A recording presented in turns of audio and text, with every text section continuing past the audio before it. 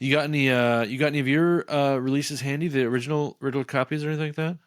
Yeah, yeah. So there's the master tape of it. Oh wow, for Beyond Scathing. These are the typewritten labels. And that's Mm-hmm. the same with the cog dominance. There's the other birth biter tapes. Yeah, beautiful. Nice green. And there's the Prevail again.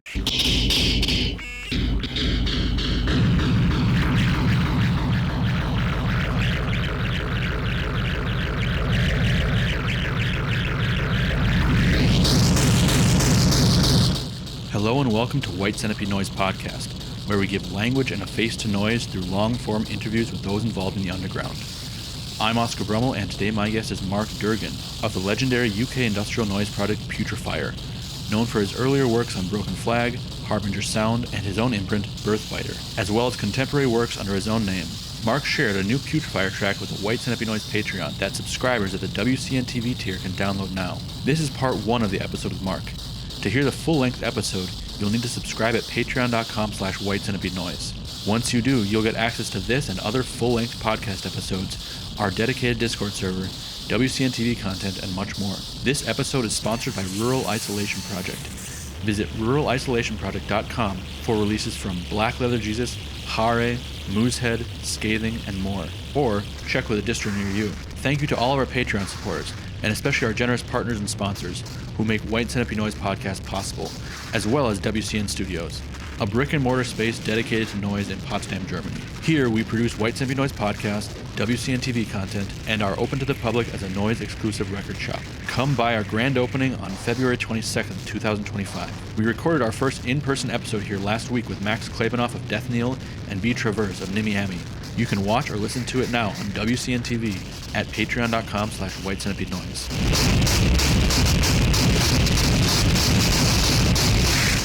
Hello, Mark, and welcome to White Centipede Noise Podcast. Hello, Oscar. Thank you for inviting me. Thank you so much for joining me. We are going to talk today about Putrefier and your work in general. But Putrefier being a legendary classic industrial noise project that's been active for a very long time and is still active today, if I'm not mistaken. Yeah, going, but Yeah. not too much being released out there, but yeah, it's going. Well, you recently played in New York City as Putrefier, correct? Yes, yeah. And there have been a handful of releases in the past several years. But I'd like to first take it back to Beyond Scathing, which, if I'm not mistaken, was your debut release. Is that correct? Yeah, that's right, yeah. 1986? Yeah. Can you tell me about making that release and what was the impetus for making that release and also creating your own label, Birthbiter, which I believe it was also Birthbiter 1, the first release on the label. Yeah. There's a few labels I was interested in, and some music they were producing, and around that time I was going to put a fanzine together, and I decided it didn't come together in the end, and I just decided to start a distribution and a label. So that came about like later, 1986, 87, and at that time I was in touch with Broken Flag, various other labels, mainly in Europe, and my name got out there a bit more, and various people got in touch with me, and I released some recordings by Anthony DeFranco as Ethnic Acid, and we did some recording together, and it's just getting in touch with labels, the labels like Dom in Germany and Aachen, was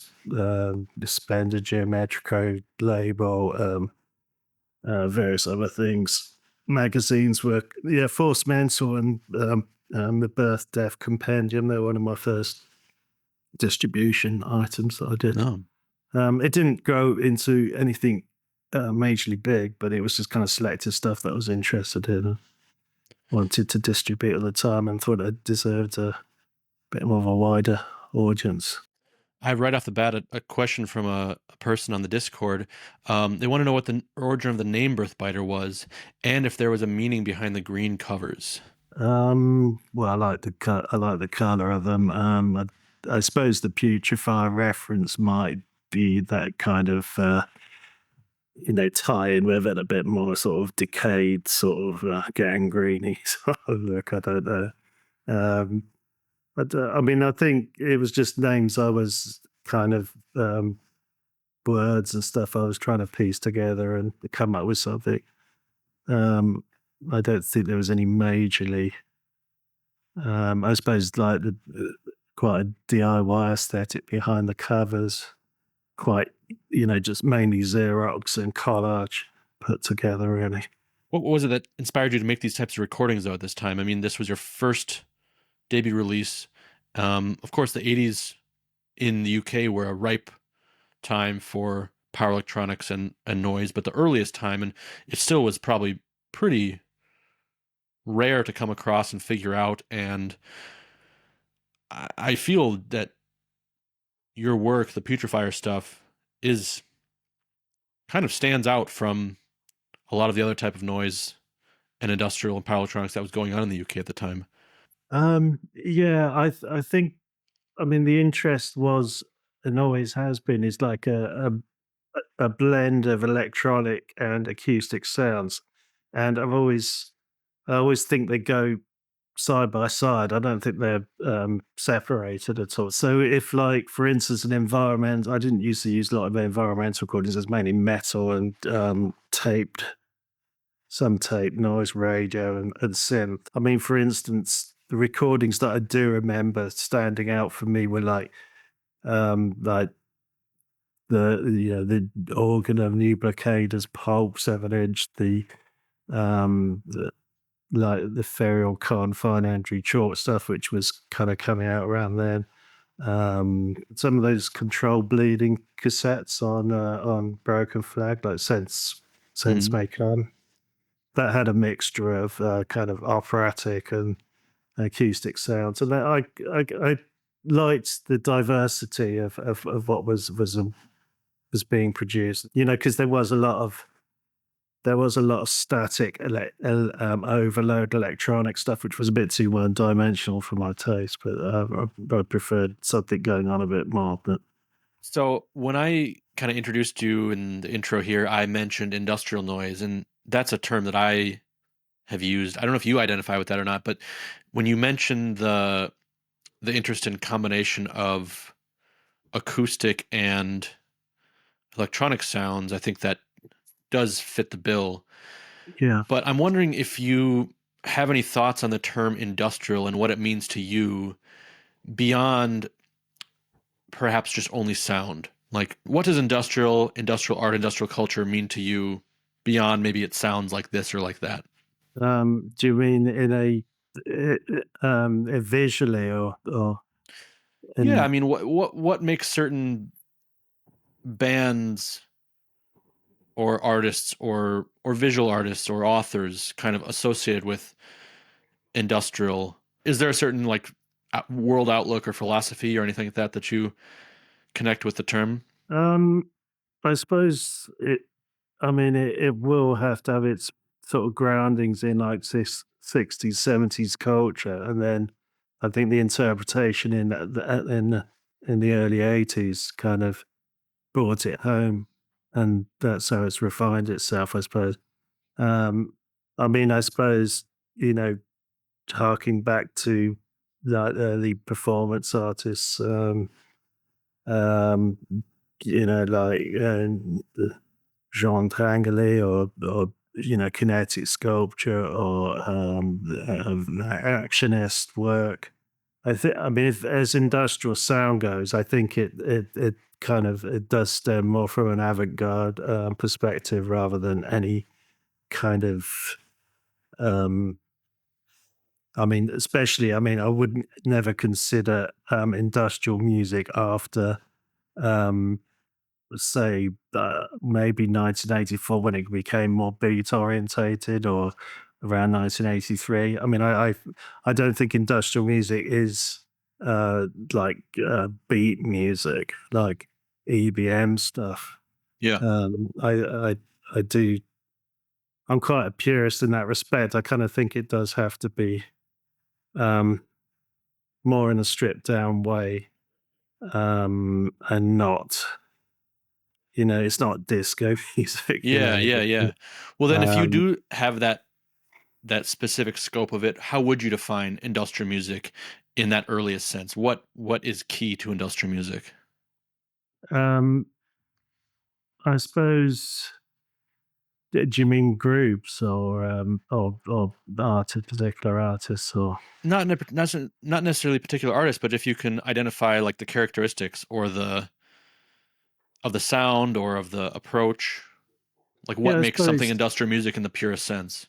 I suppose the kind of off unsettling aspect, kind of confrontational, um, and I mean, especially hand in hand with visuals and sound. I mean, for instance, I've got some records here of. Yeah, show 'em. And something, like for instance, the SPK record. I Yeah, mean that's a very industrial looking record, isn't it? yeah, It's exactly, on industrial anyway, but exactly. so it's going to be. But I suppose I mean yeah, like I said, I mean like with um particular artists. I mean you can I kind of define like Joseph Boyes or some of the Otto Mule early junk sculptures that he did. I kind of, take inspiration from kind of how you could marry that in with sound and culture and how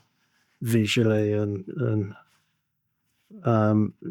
also various music concrete stuff that I've always been interested in, electroacoustic music and some sound poetry stuff, things Hmm. like that. Hmm. I mean, obviously, your taste changes a lot over the years. So I'm kind of trying to hark back to thinking what my where Your my mindset was inspirations back at the come from. time.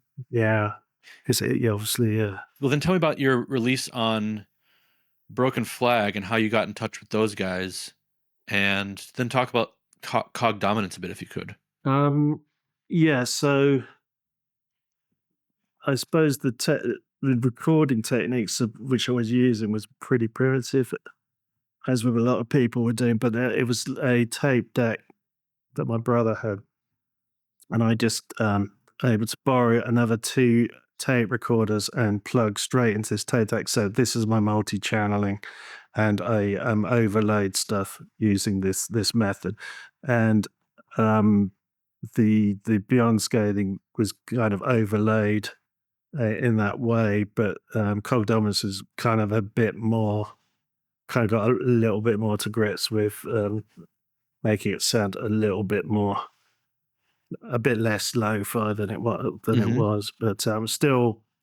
I mean, I think those recordings um, were put together fairly quickly, and they were released quite quickly, and so because of the limitations of the equipment that I was using, it was kind of more of a challenge, and but in a way, it kind of made me more productive to do something in that way where it was, I was trying to challenge my ways of doing it rather than when I got a 4 track, that kind of challenge kind of wasn't there as much.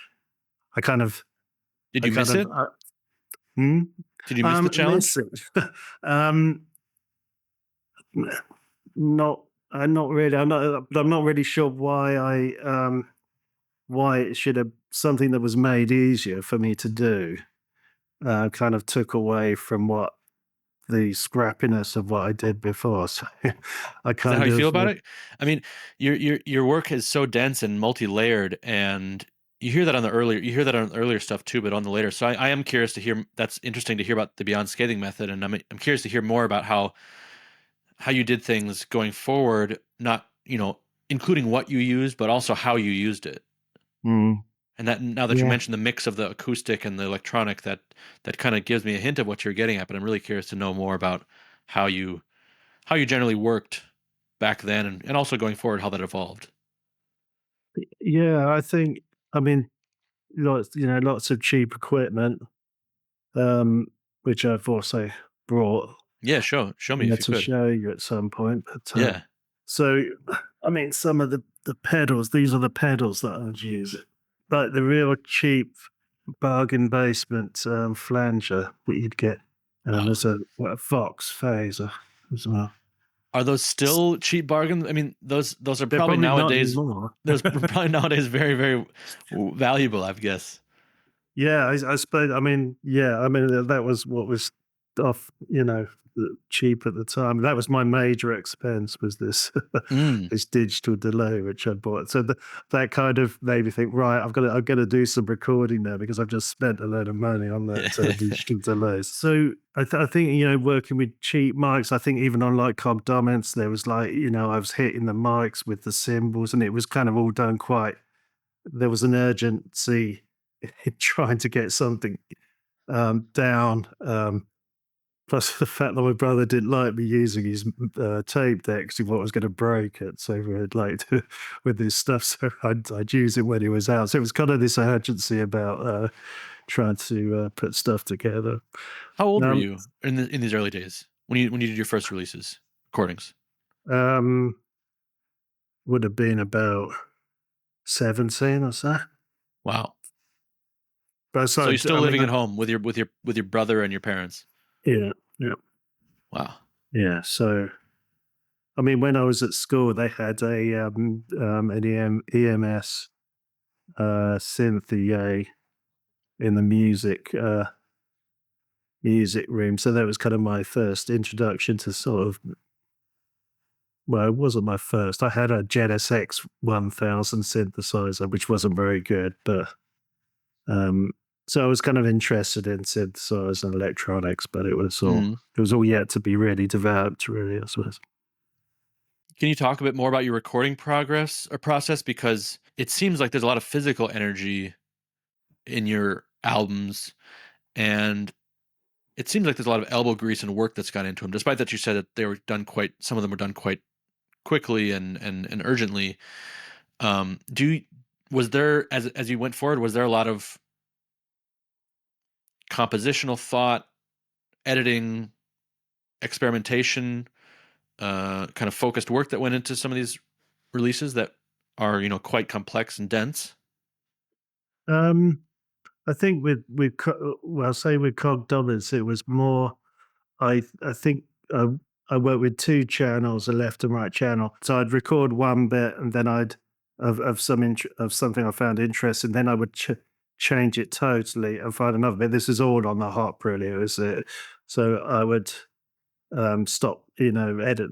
Well, there wasn't really any editing as such. It would just be coming with the next passage that I was working on, and then because I don't know if it's really that lined up. I think the first track lines up, and then it comes into the immediate second track, and I think there's a mixture of sounds that are some go on a bit longer, so it's not totally matched up. Mm-hmm. It probably should have been, but it was, again, not really having the technical capabilities to sort of do that really. So So I you're like suppose you're like recording and then hitting stop and then kind of like punching back in and going further from with that point. something else, yeah. And then, I mean, I suppose the 4 tracks should have sorted all that out. I didn't really get on a lot with the 4 tracks, so which I'm not entirely sure why. Hmm. I think the impetus of doing something on the hop had kind of been taken away a bit with it, which I should have really continued. I don't know why why it did Well, what go about that. later releases as they went on? Because Cog Dominance and Beyond Scathing are obviously the first early years, but you've been Yeah. doing things uh, steadily through the 90s and the 2000s as well, and they do have an evolution of sound. Were you using the 4 track then going forward, like about the LP on Harbinger, for example? Yeah. Okay, maybe I have to get some context here because I've got. So this one is, I think, from. So that's before simulated vapors. Mm-hmm. That's 4-track stuff. Mm-hmm. Then I think I did. What was the other? Yeah. Then there's the trace element syntax CD, which is that is reel to reel and um like a karaoke machined Mm. microphone setup, and it is immediate noise microphone. That you can hear it on tracks like I use that a lot. This is this the Oh, cool.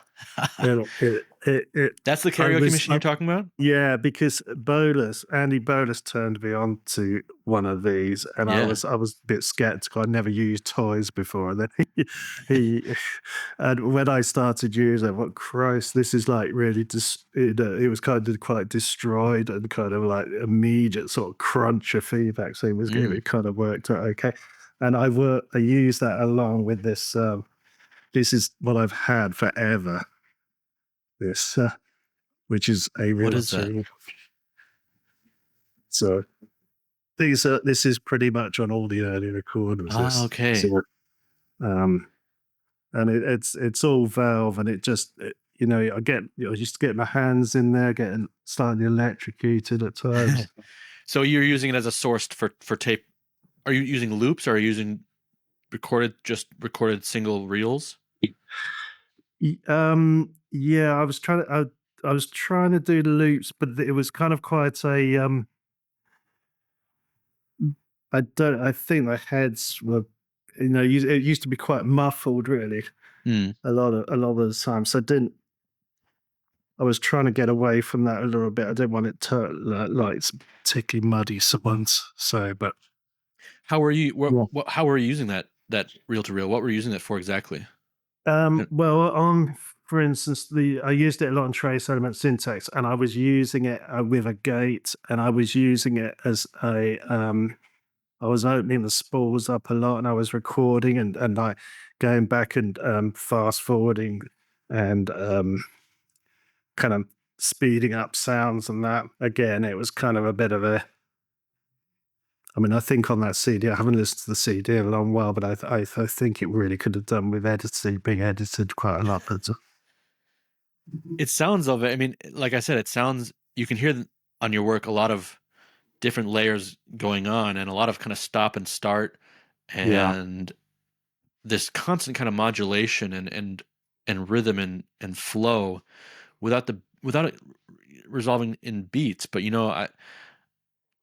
I'm also wondering about what your kind of, I mean, it's hard to describe, I'm sure, but just your methods to get those kind of churning, crunching, um, flowing sounds that kind of flip on and off. Like you hear a lot of that, and I see you use pictures sometimes of gear, and you seem like you are using beyond just some pedals and toys. You're using kind of other outboard rack mounted And kind of gear things. I mean, when I see pictures of you, you have a lot of kind of machines on your desk, and yeah, but, a lot of circuit bed stuff, just self oscillating stuff.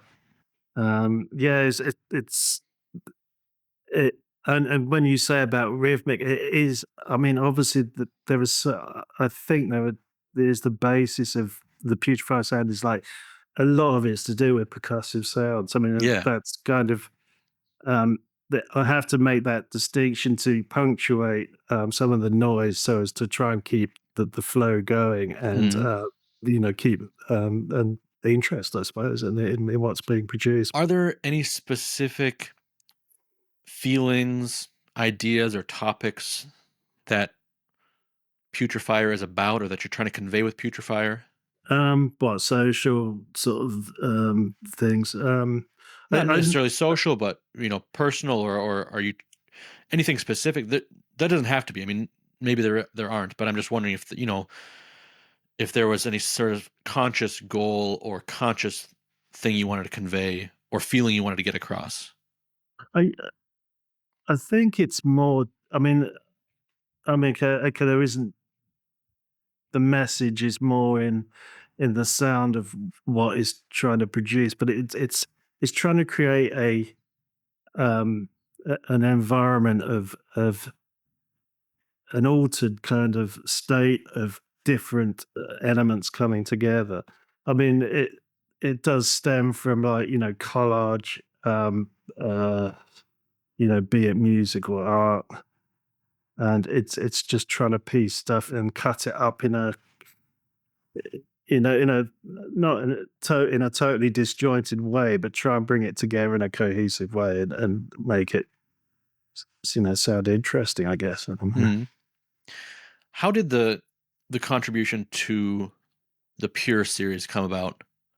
Yeah, I think Ron sort of proposed an LP, and then he opened up the Pure series, and then I think this happened. The CD kind of had been something I'd been working on. That initially I sent it to Praxis, Dr. Behrman, Mm, and they kind of wanted something a bit more similar to my older stuff, and so Ron was interested in it. So he just there was a track missing off it, I think.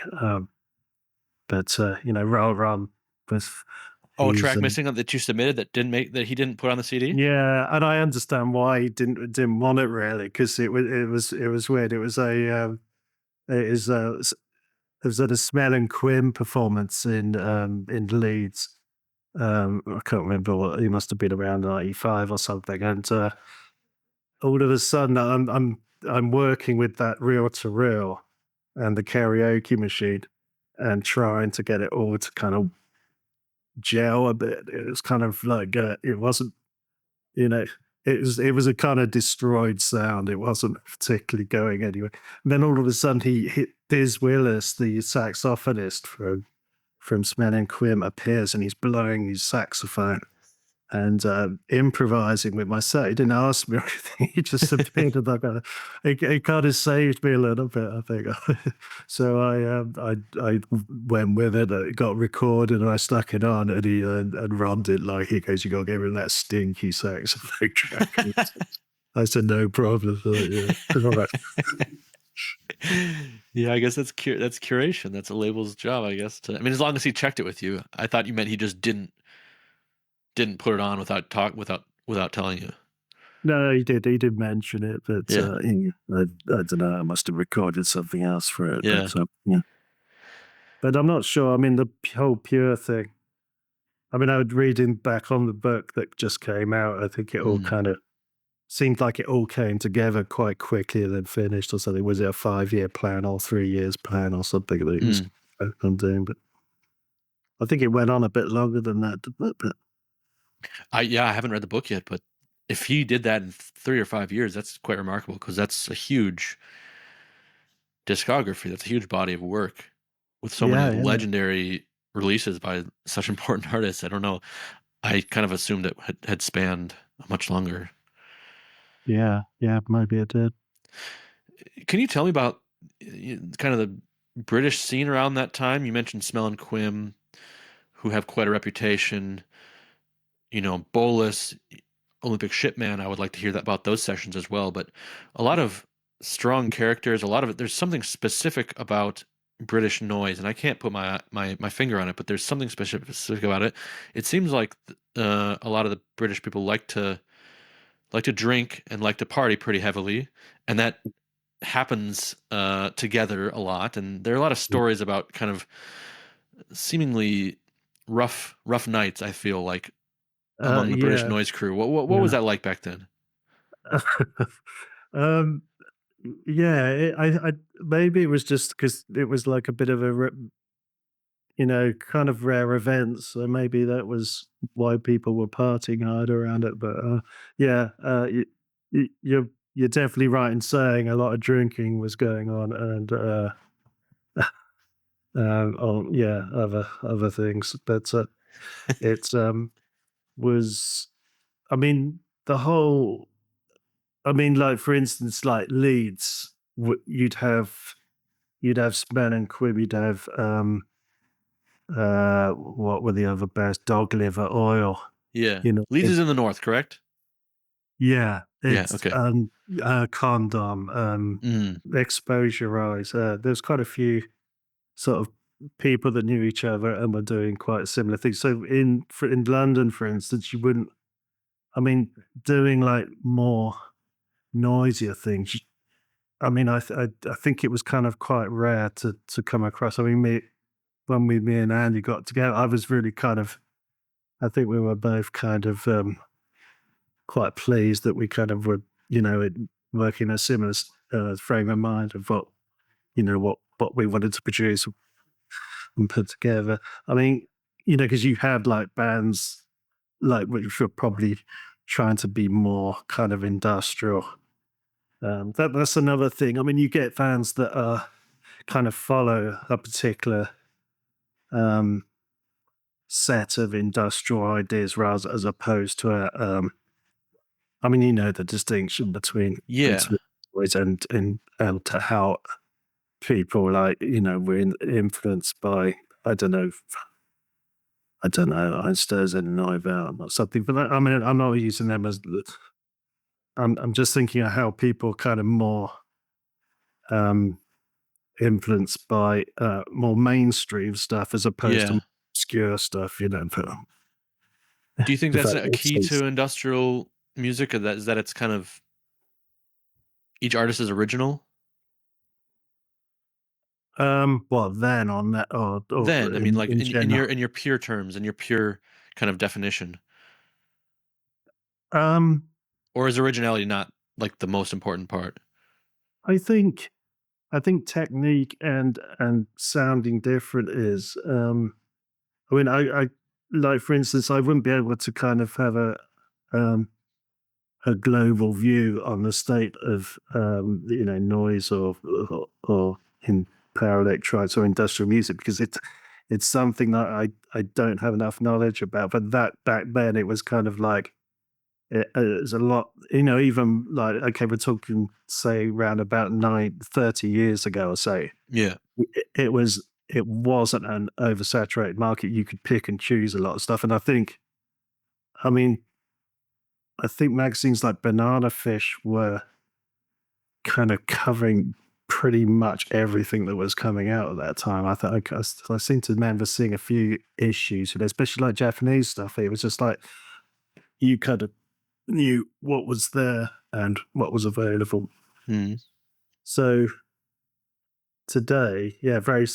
I mean, there's just with everything, isn't it? It's very saturated. I Yeah. would like to know a lot more about what is going on with stuff today, but it's like I say, back then it was kind of a bit more.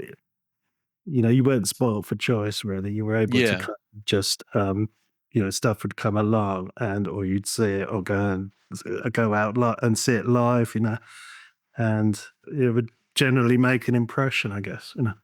There's a lot now. There's so much now, and Yeah, it's really hard to, even as a someone who follows it yeah. very, very closely, it's still so much to sort through and hard to It really. sounds, it looks insane. Whenever I see that noise now playing Yeah. on Facebook, and there's like people with a stack of tapes, and it's like I have no idea And what they all that came is. out It's like like, last week. yeah, exactly. Yeah, yeah. Yeah. Um, Tell me about working with Andy Bolus on Olympic Shitman. I've seen some photos of those sessions, and I talked to Andy a couple times, and I think he did mm. mention a little bit about that. But what was that like from your perspective, and how did you guys put those together? I think most of it initially was recorded up in Andy's. I don't know if I'm repeating myself because some of this is in As Loud as Possible magazine, but we recorded it a lot in his loft space, which was quite small, because he had loads of various kind of just big metal contraptions and stuff. But I suppose, I mean, what the equipment that I've showed you, Mm, especially that, I used that a lot in those recordings. yeah, Um, that's digital delay pedal, but again, probably using with quite not loads of equipment. I had the Wasp, various few pedals, but Again, not with huge amount of equipment. I mean that supercharged tape does sound quite varied. I really like it. I still like Yeah. it. I think it's great. But Can you remember your mindset at all, or what you guys were up to at that time, kind of mentally, during those sessions, beyond the technical side of it? I suppose we were, well, apart from drinking as well. I suppose I think it was we were. I mean, what was coming out at that time, music wise. I mean, a lot of the like the Japanese noise stuff. We were quite in tune with that stuff, really. Um, and there'd be a lot of because I was still doing my record distribution. I was distributing a lot of like vanilla and alchemy titles, and so we were kind of quite locked into that sound, I suppose, and we were trying to reproduce, put our own angle on it. And Andy had there's a video on YouTube where he's got this rotating speaker on a washing machine motor. I think it's in a drum, and it's at that Bar Say show. And it's supposed to be. I think the way it works, it's supposed to be feeding back each time it goes around, and I think that used to get stuck a lot. So there was kind of like, and he was um, introduced quite a few kind of gadgets like that into the mix, and we were, yeah. So it was good sort of fertile period for ideas and stuff we were doing, and then we yeah, it gelled really nicely. We were both on the same page with that. So, and we were into a lot of films and stuff, so we were socializing quite a lot. I think he was working at a phone call center. I was working in I think a record distribution at that point. Yeah. Yeah. So none of us had a particularly exciting job. So it was kind of it was, it was, it was good fun. It was a good time to be in London actually. And we did a show, we did a few shows around that. Then we played at the Termite Festival in Leeds. We played with Ramley in Nottingham. I don't know about that was something Steve Underwood put on too. Hmm. We played at Bar Say with Condom, and there was we seemed to be, people wanted us to play, so it was all right. Tell me about your relationship with Steve Underwood. You've released quite a bit in Harbinger. Mm. How you got to know him, and what do you see as his importance in the UK industrial experimental scene? Um, yeah, I bet. I think Steve got in touch with me when I was doing when I was doing my own distribution, Birth Bite stuff. He got in touch with me. And he was buying stuff, and then we were, in contact quite a lot backwards and forwards. And then he was starting to move into putting shows on, and I think, yeah, the first time I would have met him would have been that Ramlo show. I think that was about 94 or so, 93. And then he put it on the Third Organ Contagious Orgasm tour, which I was did a few dates on that. Mm. So that would have been the first time any Japanese noise stuff had come to UK. I think that was 96, I think. And is 97. that the tour that birthed the split between Third Organ and Putrefier with the Yeah, with the that live? was It's a live collab recording, right? yeah, that was at the 121. No, the 1 in 12 in Bradford. Yeah, yeah. Do you have any That memories was of that show? um yeah. I think I've again working with quite minimal amount of equipment. This is me working again with the reel to reel and the uh this thing, the karaoke machine. So Yeah.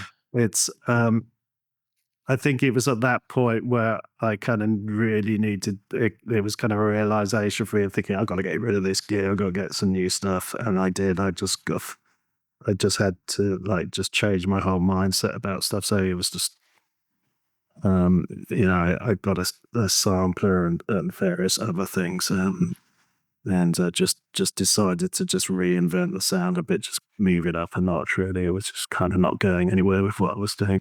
Was that before playing with third organ, or you mean afterwards? I think afterwards, really. Mm. But we're talking about Steve, aren't we? Yeah, yeah, yeah, yeah, yeah. So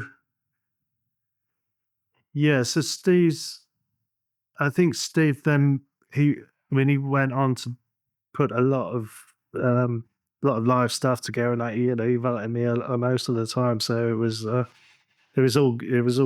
um, I mean, especially up until I don't know about 2012, maybe maybe a bit more, and then the band that dare not speak its name came along, and kind of I think everything went to pot after that, really.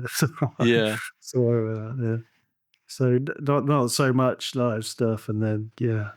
So I mean, I went been to Japan and stuff. So that was organised mainly by Steve and Koji Tano Yeah. and Yasutoshi Yoshida. I think. It seems like he's kind of single-handedly responsible for a lot of stuff in the UK, but also connecting it internationally. I mean, not, of course, no one Yeah, single-handedly, but it seems like he really just put a lot into making things happen, making tours happen, making records happen. And what I also yeah, think was interesting is, which you don't really, it's a common sense music strategy, but not as often practiced in kind of underground noise or things like that, is like the combination of releasing a record and then touring that artist for that record. You know, like we release this record, now we're going to go on tour for it. Um, it he kind of organized that. It seems a number of times with artists he released, and you don't see that kind of intentionality often or dedication to the whole package as much.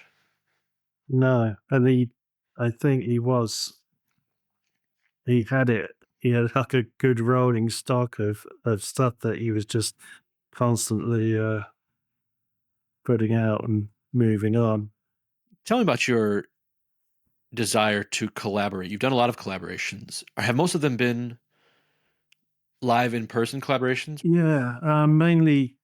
Yeah, they would have been mainly face to face. I mean, I've just done recently with the Spores and Radix guys up in Nottingham. Um, and one of the guys lives in Hong Kong, so he sent some stuff over. So hopefully something might happen there. The K2 one was definitely through the mail. Um, the the OSM one would have been, yeah, that would have been stuff that me and Andy did both together. Hopefully doing some more as well at some point. You and Andy? Yeah, That'd be great. That'd be well, exciting. yeah, I think we're sort of having talks about trying to get something going again. Um, what else? I can't remember what the other ones were. So the third organ one was the live one. Um, I mean, the stuff I done with John Wall. I mean, that's not Putrefier stuff as such, but that's all done at his studio. I'm aware that you use um, a lot of more modern synths these days, and I suspect some modular synths Mm. and things like that. How would you think that would have affected your approach or sound if you'd had it in those early days? Oh God, yeah, I know. It's I was thinking about that recently. There This was is the end of part 1 of the episode with Mark Durgan. In the full version, we go on to talk about Mark's current setup, working under his government name, playing the Dead Gods show in New York City, the New Blockaders, compilations on epitapes, Mark's most influential records. We see original Birthbiter tapes and artwork, and much more. Visit patreon.com/whitesandhippie now to finish the episode.